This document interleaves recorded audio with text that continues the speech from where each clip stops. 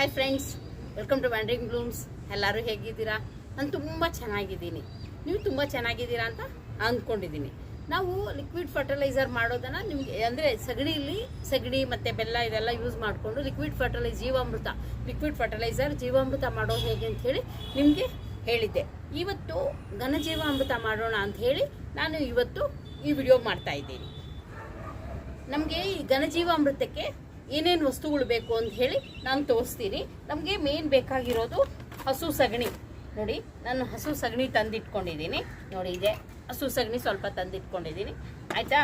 ಮತ್ತು ಇದಕ್ಕೆ ಬೇಕಾಗಿದ್ದು ಹಸು ಗಂಜಲ ಇದೆ, ಆಯಿತಾ. ಹಸು ಗಂಜಲ ಸ್ವಲ್ಪ, ಆಯಿತಾ. ಅಂದರೆ ಎಷ್ಟು ಅಂತ ಅದರಲ್ಲಿ ಏನು ಮಾಡಿದ್ವಿ ಅಂದರೆ, ನಾವು ಸಗಣಿ ಎಷ್ಟು ಹಾಕ್ತಾ ಇದ್ವು ಲಿಕ್ವಿಡ್ ಜೀವಾಮೃತದಲ್ಲಿ ಸಗಣಿ ಎಷ್ಟು ಹಾಕ್ತಾ ಇದ್ವು, ಹಸು ಗಂಜಲನೂ ಅಷ್ಟೇ ಹಾಕ್ತಾ ಇದ್ವಿ. ಆದರೆ ಇಲ್ಲೇನು ಗೊತ್ತಾ, ಕಲಿಸ್ಕೊಳ್ಳೋಕ್ಕೆ ಎಷ್ಟು ಬೇಕೋ ಅಷ್ಟು ಮಾತ್ರ ನೀರು ಹಾಕೊಳ್ಳೋದಿಲ್ಲ. ಇಲ್ಲಿ ನೀರು ಉಪಯೋಗಿಸೋದೇ ಇಲ್ಲ ನಾವು, ಆಯಿತಾ. ಬರೀ ಹಸು ಗಂಜಲ, ಸಗಣಿ ಮತ್ತು ಕಡಲೆ ಹಿಟ್ಟು ಹಾಕಬೇಕು. ಅಂದರೆ ಮೈಕ್ರೋಬ್ಸ್ ಇರುತ್ತೆ, ಅದಕ್ಕೆ ಆಹಾರ ಬೇಕಲ್ವಾ, ಅದಕ್ಕೋಸ್ಕರ ನಾವು ಕಡಲೆ ಹಿಟ್ಟು ಉಪಯೋಗಿಸ್ತೀವಿ. ಇದು ಒಂದು ಸ್ವಲ್ಪ ನೋಡಿ, ಇದು ಒಂದು ಎಷ್ಟು ಅಪ್ರಾಕ್ಸಿಮೇಟಾಗಿ ಒಂದು 2-3 kg ಇರ್ಬೋದು. ಇದು ಕಲಿಸ್ಕೊಳ್ಳೋಕ್ಕೆ ಗಂಜಲ, ಇದು ಒಂದು 100-150 ಗ್ರಾಮಷ್ಟು ಕಡಲೆ ಹಿಟ್ಟಿದೆ. ಮತ್ತು ಬೆಲ್ಲ, ಪುಡಿ ಮಾಡ್ಕೊಂಡಿರೋ ಬೆಲ್ಲ ಇದೆ ನೋಡಿ ಇಲ್ಲಿ, ಆಯಿತಾ. ಇವಾಗ ಇದನ್ನೆಲ್ಲ ಮಿಕ್ಸ್ ಮಾಡ್ಕೊತೀನಿ. ಬನ್ನಿ, ಫಸ್ಟ್ ಏನು ಮಾಡ್ತೀನಿ ಅಂದರೆ, ನಾನು ಕಡಲೆ ಹಿಟ್ಟು ಹಾಕ್ತೀನಿ ಇದಕ್ಕೆ. ನಾವು ಈ ಘನಜೀವಾಮೃತ ಯಾಕೆ ಮಾಡಬೇಕು ಅಂದರೆ, ನಾವು ಬೇಸಿಗೆಯಲ್ಲೆಲ್ಲ ಲಿಕ್ವಿಡ್ ಫರ್ಟಿಲೈಸರ್ಸ್ ತುಂಬ ಕೊಡ್ತೀವಲ್ವಾ. ಲಿಕ್ವಿಡ್ ಫರ್ಟಿಲೈಸರ್ ಕೊಡೋದ್ರಿಂದ ಬೇಸಿಗೆ ಆಗಿರೋದ್ರೆ ಗಿಡಗಳೆಲ್ಲ ಲಿಕ್ವಿಡ್ ತುಂಬ ತಗೊಳುತ್ತೆ. ಅಂದರೆ ಮಳೆಗಾಲ ನೆಕ್ಸ್ಟ್ ಇವಾಗ ಮೇ ಆಯಿತು, ಜೂನಿಂದ ಮಳೆ ಸ್ಟಾರ್ಟ್ ಆಗುತ್ತಲ್ವಾ. ಮಳೆ ಸ್ಟಾರ್ಟ್ ಆಗುವಾಗ ನಾವು ಲಿಕ್ವಿಡ್ ಫರ್ಟಿಲೈಸರ್ಸ್ ತುಂಬ ಕೊಡೋಕ್ಕಾಗೋದಿಲ್ಲ, ಯಾಕೆಂದರೆ ತುಂಬ ಮಳೆ ಬರ್ತಾ ಇರುತ್ತೆ, ಆವಾಗಲೂ ಮಳೆ ಬರ್ತಾ ಇರುತ್ತೆ. ಆವಾಗ ನಾವು ಏನು ಲಿಕ್ವಿಡ್ ಫರ್ಟಿಲೈಸರ್ಸ್ ಕೊಡಬಾರ್ದು. ಅದಕ್ಕೆ ಗಿಡಗಳಿಗೆಲ್ಲ ತುಂಬ ಸ್ಟ್ರೆಸ್ ಆಗುತ್ತೆ. ಆವಾಗ ನಾವು ಮಳೆನೂ ಬರ್ತಾ ಇದ್ದು ನಾವು ಲಿಕ್ವಿಡ್ ಫರ್ಟಿಲೈಸರ್ಸು ಕೊಟ್ಟರೆ ತುಂಬ ಸ್ಟ್ರೆಸ್ ಆಗುತ್ತೆ. ಆದರೆ ಅದಕ್ಕೆ ನ್ಯೂಟ್ರಿಯೆಂಟ್ಸ್ ಆಹಾರ ಬೇಕಲ್ವಾ. ಬರೀ ಮಳೆ ಒಂದೇ, ಮಳೆ ತುಂಬ ಮಿನರಲ್ಸ್ ಇರುತ್ತೆ. ಮಳೆ ನೀರು ತುಂಬ ಒಳ್ಳೆಯದು ಗಿಡಗಳಿಗೆ, ಆದರೆ ತುಂಬ ಮಿನರಲ್ಸ್ ಇರುತ್ತೆ ಮಳೆ ನೀರಲ್ಲಿ. ಗಿಡಗಳು ತುಂಬ ಬೇಕಾಗಿರೋ ಮಿನರಲ್ಸ್ ಎಲ್ಲ ತುಂಬ ಇರುತ್ತೆ. ಆದರೆ ಬೇರೆ ಆಹಾರನೂ ಬೇಕಲ್ವಾ, ಬೇರೆ ನ್ಯೂಟ್ರಿಯೆಂಟ್ಸು ಬೇಕಲ್ವಾ. ಅದಕ್ಕೋಸ್ಕರ ನಾವು ಮಳೆಗಾಲದಲ್ಲಿ ಇದನ್ನು ಕೊಡಬೇಕಾಗುತ್ತೆ. ಇಲ್ಲ ಅಂದರೆ ನಾವು ವರ್ಮಿ ಕಂಪೋಸ್ಟ್ ಕೊಡ್ಬೋದು. ಹಸು ಸಗಣಿ ಅಂದರೆ ಏನು ಗೊತ್ತಾ, ಹೊಸದಾಗಿರುತ್ತಲ್ವ ಹಸಿ ಸಗಣಿ, ಅದು ಕೊಡಬಾರ್ದು, ಹಳೇದಾಗಿರ್ಬಾರ್ದು. ಅಟ್ಲೀಸ್ಟ್ ಒಂದು 4 months ಆದರೂ ಹಳೇದಾಗಿರ್ಬೇಕು. ಹಸಿ ಸಗಣಿ ಕೊಡಬೇಕಾದ್ರೆ ಒಂದು 4 ತಿಂಗಳಾದರೂ ಹಳೇದಾಗಿರೋಂಥ ಹಸಿ ಸಗಣಿ ಕೊಡಬೇಕು. ನಾವು ಘನಜೀವಾಮೃತ ಹಸಿ ಸಗಣಿನೂ ಒಳ್ಳೆಯದು, ಅದಕ್ಕಿಂತ ತುಂಬ ನ್ಯೂಟ್ರಿಯೆಂಟ್ಸ್ ಇರುತ್ತೆ ಇದರಲ್ಲಿ, ಆಯಿತಾ. ಯಾಕಂದರೆ ಹಸು ಗಂಜಲನ್ನು ಮಿಕ್ಸ್ ಮಾಡಿರ್ತೀವಿ, ಮತ್ತು ಕಡಲೆ ಹಿಟ್ಟು ಹಾಕಿರ್ತೀವಿ, ಮತ್ತು ಬೆಲ್ಲ ಹಾಕಿರ್ತೀವಿ. ಅದರಿಂದ ಮೈಕ್ರೋ ಆರ್ಗಾನಿಸಮ್ಸ್ ತುಂಬ ಇರುತ್ತೆ ಇದರಲ್ಲಿ. ಸೊ ಬನ್ನಿ, ಇವಾಗ ಕಡಲೆ ಹಿಟ್ಟು ಹಾಕಿದ್ದಾಯಿತು. ಈಗ ನಾನು ಈ ಬೆಲ್ಲ ಇದೆಯಲ್ಲ, ಈ ಬೆಲ್ಲನೂ ಇದರಲ್ಲಿ ಹಾಕ್ತೀನಿ. ಹಾಕ್ಬಿಟ್ಟು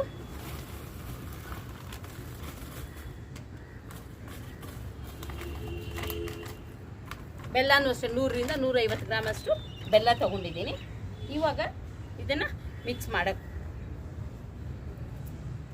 ನಾನು ಇವಾಗ ಗಂಜಲ ಇದೆಯಲ್ಲ, ಹಸು ಗಂಜಲ ಇದೆಯಲ್ಲ, ಇದನ್ನು ಇದಕ್ಕೆ ಹಾಕ್ತಾ ಬರ್ತೀನಿ.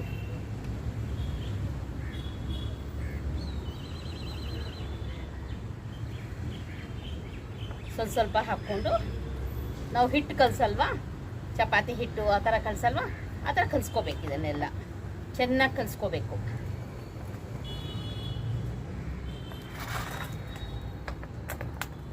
ನಂಗೆ ಸ್ವಲ್ಪ ಸಗಣಿ ಸಿಕ್ತಷ್ಟೇ. ಇದನ್ನು ಘನಜೀವಾಮೃತ ಏನು ಗೊತ್ತಾ, ನಾವು ಲಿಕ್ವಿಡ್ ಆಗಿ ಮಾಡಿರ್ತೀವಲ್ಲ ಜೀವಾಮೃತ, ಅದು 1 ವಾರ ಅಷ್ಟೇ ಇರುತ್ತೆ. ಮಾಡಿದ್ದಾದ್ಮೇಲೆ 1 ವಾರ ಉಳಿಯೋದು, ಲೈಫ್ ಬಂದು ಅದು 1 ವಾರ. ಇದಾದರೆ 6 months ಇಡ್ಬೋದು. ಇದನ್ನು ಘನಜೀವಾಮೃತನ 6 months ನಾವು ಸ್ಟೋರ್ ಮಾಡಿ ಇಟ್ಕೊಂಡು ಗಿಡಗಳಿಗೆ ಹಾಕ್ಬೋದು. ಅದನ್ನು ತೋರಿಸ್ತೀನಿ, ಹೇಗೆ ಗಿಡಕ್ಕೆ ಹೆಂಗೆ ಕೊಡಬೇಕು ಅನ್ನೋದನ್ನು ತೋರಿಸ್ಕೊಡ್ತೀನಿ.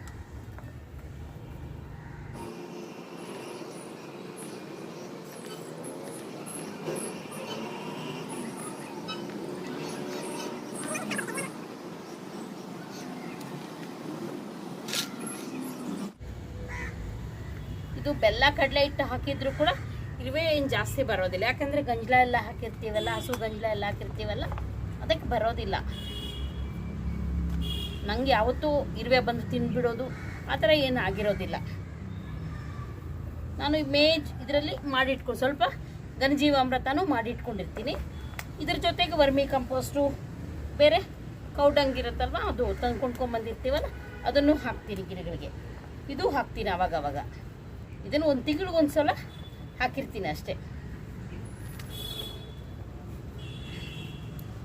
ಮಳೆ ಇಲ್ಲ ಅಂದರೆ ನೀವು ಜೀವಾಮೃತ ಮಾಡಿ, ಲಿಕ್ವಿಡ್ ಜೀವಾಮೃತ ಮಾಡಿ ಹಾಕ್ಬೋದು ಗಿಡಗಳಿಗೆ. ಅದು ಚೆನ್ನಾಗಿ ಬೆಳ್ಕೊಳ್ಳುತ್ತೆ ಗಿಡಗಳಿಗೆ. ಅದು ಒಳ್ಳೆ ಜ್ಯೂಸ್ ಕುಡ್ದಂಗೆ ಅದಕ್ಕೆ ಗಿಡಗಳಿಗೆ ಲಿಕ್ವಿಡ್ ಜೀವಾಮೃತ ಮಾಡಿ ಹಾಕ್ತೀವಲ್ಲ, ಒಳ್ಳೆ ಜ್ಯೂಸ್ ಕೊಟ್ಟಂಗೆ ನಮಗೆ ಇಮ್ಮಿಡಿಯೇಟಾಗಿ ಶಕ್ತಿ ಬರುತ್ತೆ ಅದಕ್ಕೆ. ಇದು ಅಷ್ಟೇ. ಇದೇನಾಗುತ್ತೆ ಅಂದರೆ ಸ್ಲೋ ಆಗಿ ನ್ಯೂಟ್ರಿಯೆಂಟ್ಸ್ ಹೋಗ್ತಾ ಇರುತ್ತೆ ಇದಕ್ಕೆ.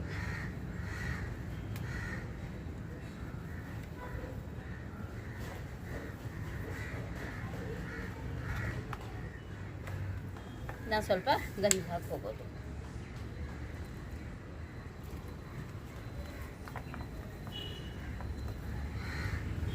ಇದೆಲ್ಲ ಕಲಿಸ್ಕೊಂಡಿದ್ದೆಲ್ಲ ಆಯಿತು, ಚೆನ್ನಾಗೆಲ್ಲ ಮಿಕ್ಸ್ ಮಾಡಿದ್ದೀನಿ. ಇವಾಗ ನೋಡಿ ಸಣ್ಣ ಸಣ್ಣ ಉಂಡೆ ಮಾಡಿಡ್ಬೇಕಷ್ಟೇ, ತುಂಬ ದೊಡ್ಡದಿಲ್ಲ.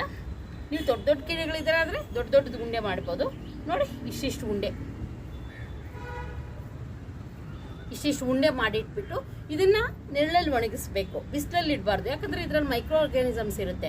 ಇದು ಒಣಗಿದ ಮೇಲೆ ಏನಾಗುತ್ತೆ ಅಂದರೆ ಈ ಮೈಕ್ರೋ ಆರ್ಗ್ಯಾನಿಸಮ್ಸ್ ಇರುತ್ತಲ್ವ, ಇವೆಲ್ಲ ಮೈಕ್ರೋ ಆರ್ಗ್ಯಾನಿಸಮ್ಸ್ ನಿದ್ರಾವಸ್ಥೆಯಲ್ಲಿರುತ್ತೆ.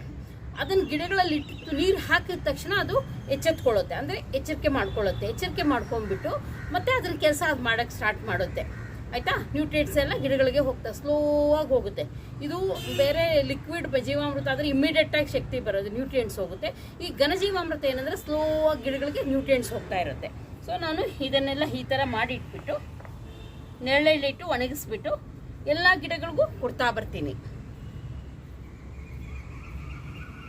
ಇದು ಕೊಡೋದು ಹೇಗೆ ಕೊಡಬೇಕು ಅಂದರೆ ಸ್ವಲ್ಪ ಬೇರೆ ಹತ್ರ ಇಡಬಾರ್ದು, ಬೇರೆಯಿಂದ ಸ್ವಲ್ಪ ದೂರದಲ್ಲಿ, ಅಂದರೆ ಬುಡ ಇರುತ್ತಲ್ಲ ಗಿಡದ ಬುಡದಲ್ಲಿ ಇಡಬಾರ್ದು, ಸ್ವಲ್ಪ ದೂರದಲ್ಲಿ ಮಣ್ಣು ಸ್ವಲ್ಪ ತೆಗೆದುಬಿಟ್ಟು ಈ ಘನಜೀವಾಮೃತ ಇಟ್ಬಿಟ್ಟು ಮಣ್ಣು ಹಾಕ್ಬಿಡ್ಬೇಕು. ದಿನ ನೀರು ಹಾಕ್ತಾ ಇರಬೇಕು. ದಿನ ನೀರು ಹಾಕ್ತಾ ಇದ್ರೆ ಸ್ಲೋ ಆಗಿ ನ್ಯೂಟ್ರಿಯೆಂಟ್ಸು ಗಿಡಗಳಿಗೆ ಹೋಗ್ತಾ ಇರುತ್ತೆ. ಸೊ ಇದನ್ನೆಲ್ಲ ನಾನು ಮಾಡಿಬಿಟ್ಟು ತೋರಿಸ್ತೀನಿ. ಫುಲ್ ಆದಮೇಲೆ ನಿಮಗೆ ತೋರಿಸ್ತೀನಿ. ನೋಡಿ ನಾನು ಎಲ್ಲ ರೆಡಿ ಮಾಡಿದ್ದೀನಿ. ಇಷ್ಟ ಆಯ್ತು, ಇದು ಘನಜೀವಾಮೃತ ಇಷ್ಟ ಆಯಿತು. ಅದೇ ಒಂದೊಂದು ಉಂಡೆ ಇಷ್ಟ ಆಗಿದೆ ನೋಡಿ, ಆಯಿತಾ? ಇದನ್ನು ಒಬ್ಬೊಬ್ರು ಏನು ಮಾಡ್ತಾರೆ ಗೊತ್ತಾ, ಹುತ್ತದ ಮಣ್ಣು ಅಥವಾ ಯಾರು ತುಳಿದೇ ಇರೋ ಮಣ್ಣು ಇದ್ರೆ ಅದನ್ನು ಕೂಡ ಇದ್ರ ಜೊತೆಗೆ ಮಿಕ್ಸ್ ಮಾಡ್ತಾರೆ. ನಂಗೆ ಇಲ್ಲಿ ಸಿಗೋದಿಲ್ಲ, ನಾನು ಹಾಕೋದಿಲ್ಲ ಅದನ್ನು. ಮಣ್ಣು ಮಾತ್ರ ಹಾಕೋದಿಲ್ಲ ನಾನು ಇದ್ರ ಜೊತೆಗೆ. ಅದರಲ್ಲಿ ಜೀವಾಂಶಗಳು ತುಂಬ ಮೈಕ್ರೋ ಆರ್ಗ್ಯಾನಿಸಮ್ಸ್ ಇರುತ್ತೆ ಅಂತ ಹೇಳಿ ಅದನ್ನು ಯಾರು ತುಳಿದೇ ಇರೋದು ಅಥವಾ ಹುತ್ತದ ಮಣ್ಣನ್ನು ಮಿಕ್ಸ್ ಮಾಡ್ತಾ ಇದ್ದಾರೆ. ಅದು ಸಿಕ್ಕಿದ್ರೆ ತುಂಬ ಒಳ್ಳೆಯದು. ನಮ್ಗೆ ಕಷ್ಟ ಆಗುತ್ತೆ, ಸಿಗೋದು ಕಷ್ಟ ಆಗುತ್ತೆ. ಅದಕ್ಕೋಸ್ಕರ ಇಷ್ಟು ಮಾತ್ರ ಹಾಕ್ತೀನಿ ಅಷ್ಟೇ. ನಾನು ಸಗಣಿ ಮತ್ತು ಗಂಜಲ ಹಾಕ್ತೀನಿ, ಕಡಲೆ ಹಿಟ್ಟು ಮತ್ತು ಬೆಲ್ಲ ಹಾಕ್ತೀನಿ. ಅಂದರೆ ಅಪ್ರಾಕ್ಸಿಮೇಟಾಗಿ ಹಾಕಿದ್ದೀನಿ ಅಷ್ಟೇ. ನಾನು ಫುಲ್ ಮೆಜರ್ಮೆಂಟ್ ಥರ ಏನಿಲ್ಲ, ಆಯಿತಾ? ಇದು ಒಂದೂವರೆ ಕೆ ಜಿ ಅಷ್ಟು ಇರುತ್ತೆ.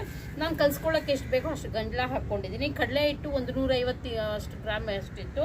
ಬೆಲ್ಲನೂ ಅಷ್ಟೇ 150, 200 ಗ್ರಾಮ್ ಅಷ್ಟು ಬೆಲ್ಲ ಇತ್ತು. ಇಷ್ಟು ಹಾಕಿ ಎಲ್ಲ ಮಿಕ್ಸ್ ಮಾಡಿ ಈ ಥರ ಉಂಡೆ ಮಾಡಿ ನೆರಳಲ್ಲಿ ಒಣಗಿಸ್ಬೇಕು. ಇದನ್ನು ಬಿಸಿಲಲ್ಲಿ ಒಣಗಿಸ್ಬಾರ್ದು, ನೆರಳಲ್ಲಿ ಒಣಗಿಸ್ಬಿಟ್ಟು ಚೆನ್ನಾಗಿ ಒಣಗಿದ್ದಾದಮೇಲೆ, ಅಂದರೆ ಇವಾಗೇನು ಹಾಕಬೇಕಾಗಿಲ್ಲ, ಇನ್ನು ಬೇಸಿಗೆ ಇದೆಯಲ್ಲ, ಮಳೆಗಾಲ ಸ್ಟಾರ್ಟ್ ಆಗುತ್ತಲ್ಲ, ಮಳೆಗಾಲ ಸ್ಟಾರ್ಟ್ ಆಗುವಾಗ ನಾವು ಪಾಟುಗಳಲ್ಲಿ ಸ್ವಲ್ಪ ಗಿಡದ ಬುಡದಿಂದ ಸ್ವಲ್ಪ ದೂರದಲ್ಲಿ ಮಣ್ಣು ಸ್ವಲ್ಪ ತೆಗೆದುಬಿಟ್ಟು ಅಲ್ಲಿ ಹಾಕಿಬಿಟ್ಟು ಅದನ್ನು ಒಂದು ಉಂಡೆನ ಹಾಕಿಬಿಟ್ಟು ಮಣ್ಣು ಮುಚ್ಚಿಬಿಟ್ರೆ ಆಯಿತು. ದಿನ ನೀರು ಹಾಕ್ತಾ ಇದ್ರೆ ಸ್ಲೋ ಆಗಿ ನ್ಯೂಟ್ರಿಯೆಂಟ್ಸು ಗಿಡಗಳಿಗೆ ಹೋಗ್ತಾ ಇರುತ್ತೆ. ಇವಾಗ ಮೈಕ್ರೋ ಆರ್ಗ್ಯಾನಿಸಮ್ಸ್ ಎಲ್ಲ ಒಣಗಿದ ಮೇಲೆ ನಿದ್ರಾವಸ್ಥೆಯಲ್ಲೇ ಇರುತ್ತೆ. ಮತ್ತೆ ಎಚ್ಚೆತ್ಕೊಂಡು ನೀರು ಹಾಕಿದ ತಕ್ಷಣ ಅವೆಲ್ಲ ಎಚ್ಚೆತ್ಕೊಂಡು ನ್ಯೂಟ್ರಿಯೆಂಟ್ಸ್ ಎಲ್ಲ ಗಿಡಕ್ಕೆ ಕಳಿಸುತ್ತೆ. ಓಕೆ ಫ್ರೆಂಡ್ಸ್, ನೀವು ಇದೇ ಥರನೇ ಮಾಡಿ. ನಿಮ್ಗೇನಾದರೂ ಹಸಿ ಸಗಣಿ ಈ ಗೋಶಾಲೆಗಳೆಲ್ಲಾದರೂ ಇರ್ತಲ್ಲ, ನಾನು ಗೋಶಾಲೆಯಿಂದನೇ ತಂದಿರೋದು. ಯಾವಾಗಲೂ ಅಷ್ಟೇ ನಾನು ಗೋಶಾಲೆಯಲ್ಲಿ ತೊಗೊಂಬರ್ತೀನಿ, ವಿದ್ಯಾಪೀಠ ಗೋಶಾಲೆಯಿಂದ ತೊಗೊಂಬರ್ತೀನಿ. ನಾನು ಈ ಥರ ಮಾಡಿಟ್ಟಿರ್ತೀನಿ, ಸ್ವಲ್ಪ ಮಾಡಿಟ್ಟಿರ್ತೀನಿ ಅಷ್ಟೇ, ತುಂಬ ಮಾಡೋಕ್ಕಾಗೋದಿಲ್ಲ. ಎಷ್ಟು ಸಿಗುತ್ತೋ ಅಷ್ಟರಲ್ಲಿ ಮಾಡಿರ್ತೀನಿ. ವರ್ಷಕ್ಕೊಂದ್ಸಲ ಈ ಥರ ಮಾಡ್ತೀನಿ ಘನಜೀವಾಮೃತ. ನೀವು ಕೂಡ ಟ್ರೈ ಮಾಡಿ. ನಿಮ್ಗೇನಾದರೂ ಹಸಿ ಸಗಣಿ ಮತ್ತು ಇದು ಸಿಕ್ಕಿದ್ರೆ, ಗಂಜಲ ಸಿಕ್ಕಿದ್ರೆ ನೀವು ಈ ಥರ ಟ್ರೈ ಮಾಡಿ ಇಟ್ಕೋಬೋದು. ಇದನ್ನು 6 ತಿಂಗಳಾದರೂ ಏನೂ ಆಗೋದಿಲ್ಲ. ಇದರ ಲೈಫ್ ಬಂದು 6 ಮಂತ್ಸ್ ಇರುತ್ತೆ, ಆಯಿತಾ? ಇದನ್ನು ಪಾಲೇಕರ್ ಪದ್ಧತಿ ಅಂತಾರೆ. ಜೀವಾಮೃತ ಅಂದ್ರೇ ಪಾಲೇಕರ್ ಪದ್ಧತಿ ಅಂತಾರೆ. ಈ ಥರ ಮಾಡಿದ್ರೆ ತುಂಬ ಚೆನ್ನಾಗಿ ಗಿಡಗಳು ಬೆಳೆಯುತ್ತೆ. ಓಕೆ ಫ್ರೆಂಡ್ಸ್, ನೀವು ಇದೇ ಥರನೇ ಟ್ರೈ ಮಾಡಿ. ಗಿಡ ಬೆಳೆಸಿ, ಪರಿಸರವನ್ನು ಉಳಿಸಿ. ನಿಮ್ಗೇನಾದರೂ ವಿಡಿಯೋ ಇಷ್ಟ ಆಗಿದ್ರೆ ಲೈಕ್ ಮಾಡಿ, ಕಮೆಂಟ್ ಮಾಡಿ, ಸಬ್ಸ್ಕ್ರೈಬ್ ಮಾಡಿಲ್ಲ ಅಂದರೆ ಪ್ಲೀಸ್ ಸಬ್ಸ್ಕ್ರೈಬ್ ಮಾಡಿ. ಓಕೆ, ಬಾಯ್.